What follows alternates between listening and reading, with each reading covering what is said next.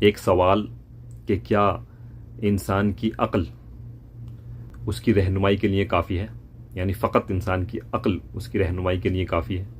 اس سوال کا جواب ہم آگے گفتگو میں دیکھیں گے۔ دیکھیے، ایسا ہوتا ہے، فرض کریں کہ آپ کسی کے گھر جاتے ہیں، وہاں آپ کو ایک بہت خوبصورت پینٹنگ ان کی دیوار پر لگی ہوئی دکھائی دیتی ہے۔ اب آپ کی یہ خواہش ہوتی ہے کہ یہ پینٹنگ میں حاصل کر لوں، نیچرلی چیز ہے۔ تو یہ آپ کے جذبات تھے۔ اب آپ کی عقل جو ہے نا کام کرتی ہے۔ آپ کی عقل آپ کو الگ الگ طریقے بتاتی ہے کہ کس طرح سے آپ کو یہ پینٹنگ حاصل کرنی ہے۔ وہ آپ کو بتائے گی کہ اس شخص سے ریکویسٹ کریں تاکہ یہ پینٹنگ آپ کو دے دے، یا اسے بیچنے پر مجبور کریں تاکہ آپ اس سے خرید لیں، یا اس پینٹنگ کو چوری کر لیں۔ اور پھر چوری کرنے کے طریقے بھی عقل آپ کو بتائے گی کہ کس وقت کرنی ہے، کس طریقے سے کرنی ہے۔ اس سے یہ پتہ چلا کہ انسانی عقل جو ہے وہ اکثر اوقات انسان کے جذبات اور اس کی خواہشات کی غلام بن جاتی ہے۔ اسی بنا پر مشہور فلاسفر جارڈ نے انسانی عقل کو انسان کے جذبات اور خواہشات کی لونڈی قرار دیا ہے۔ یہاں تک جو یہ بات ہے بالکل کلیئر ہے، اس سے کسی کو اختلاف نہیں ہوگا، اور ہر انسان کے تجربے سے یہ بات گزری ہوئی ہوگی کہ ایسا ہوتا ہے۔ اس کی عقل اسی طرح سے کام کرتی ہے، جو جس چیز کی بھی اس کی خواہش ہوگی تو وہ اس خواہش کو پورا کرنے کے الگ الگ طریقے عقل بتائے گی۔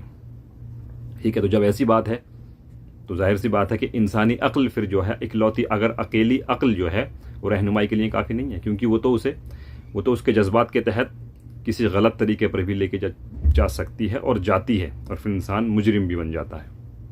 تو اب یہ سوال پیدا ہوتا ہے، ایک ضرورت پیدا ہوتی ہے کہ ایک ایسی چیز عقل کے علاوہ، ایک ایسی رہنمائی، ایک ایسی علم، ایک ایسی تعلیم ہونی چاہیے انسان کے پاس جو کہ اس کو صحیح غلط کی تمیز بتائے۔